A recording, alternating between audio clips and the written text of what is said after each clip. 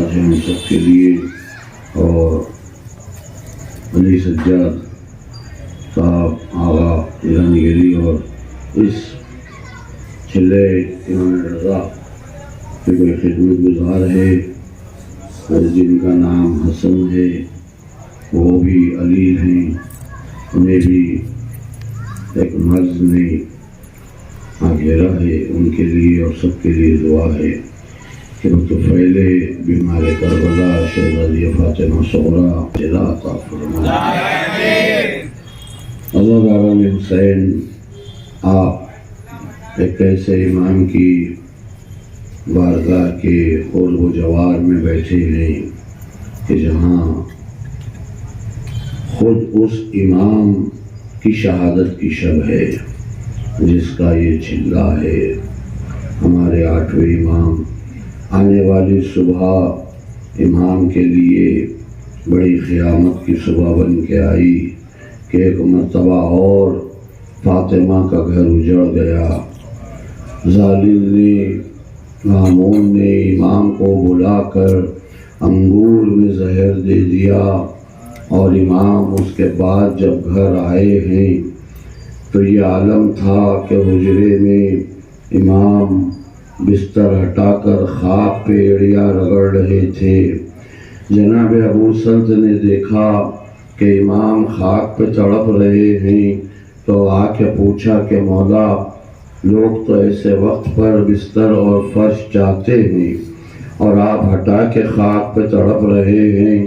تو امام نے کہا، ابو سلط تم نہیں جانتے، میں اپنے جد حسین کی تعصی کر رہا ہوں کہ میرا وقت اخیر ہے تو فرض بھی ہے، سایہ بھی ہے، میری خدمت کے لیے تم بھی موجود ہو، مگر میں وہ وقت یاد کر رہا ہوں کہ جب میرے جد حسین گھوڑے سے زمین پر آئے تھے کربلا کے میدان میں، تو کربلا کی جلتی ہوئی زمین تھی، میرے جد کا زخموں سے چور بدن تھا، کوئی قریب موجود نہ تھا، ایک کاسے آب دینے والا نہ تھا، میں ان کی مصیبت یاد کر رہا ہوں۔ عزادارو، اسی اثنا میں ہمارے نوے امام باعجاز مدینے سے آ گئے۔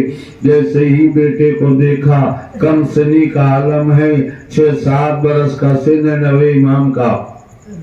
آپ سوچے ہمارے نوے امام پر کیا گزری ہوگی جب اپنے بابا کو خاک پہ تڑپتا ہوا دیکھا، مگر 8ویں امام کو تو اطمینان ہو گیا کہ میرا بیٹا آ گیا ہے، فوراً گلے سے لگا لیا، مدینے کے احوال پوچھے، اطمینان ہو گیا۔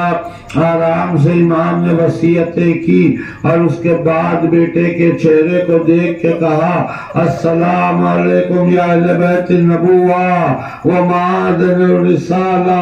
امام کا سایہ سر سے اٹھ گیا، نبی امام نے امامہ اتار دیا، خاک پہ تڑپنے لگے، ہائے میں یتیم ہو گیا۔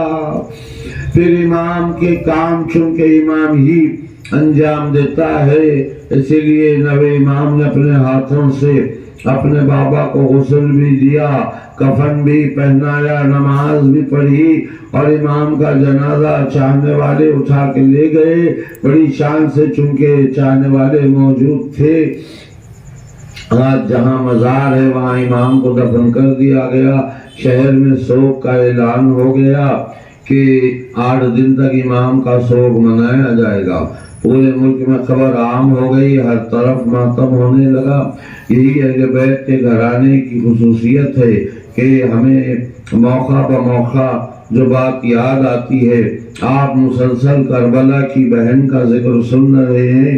ایک بہن امام رضا کی بھی بڑی غریب ہے۔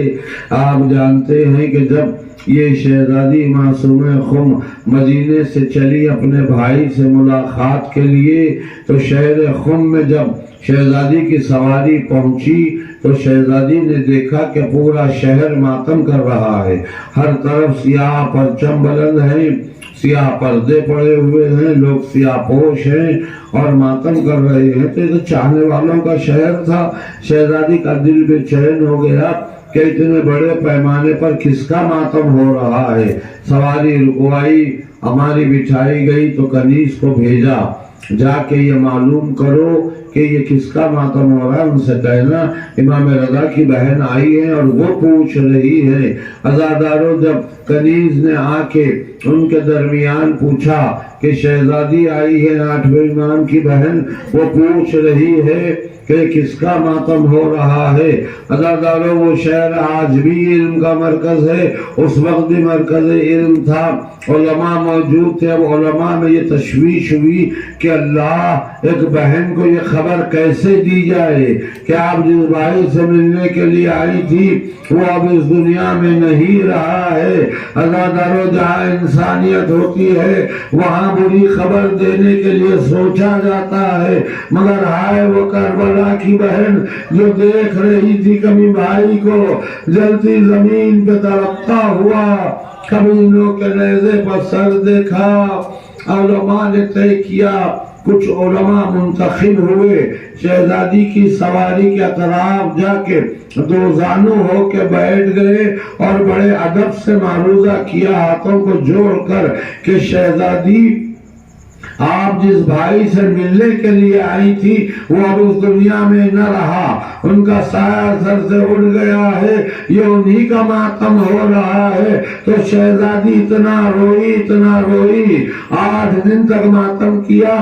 یہی نوحہ پڑھتی تھی کہ بھیا میں آپ سے ملنے کے لیے آئی تھی، اب ملاقات کہاں ہوگی، میں کیسے جیوں گی۔ یہ روتے روتے 8 دن میں دنیا سے گزر گئی۔ میں کہوں گا شہزادی آپ نے صرف خبر سنی تھی، کوئی منظر نہیں دیکھا، مگر آئے وہ کربلا کی بہن جب بھائی کے چیلم کے لیے آئی تو خبریں ویران تھی، کوئی رونے والا نہ تھا۔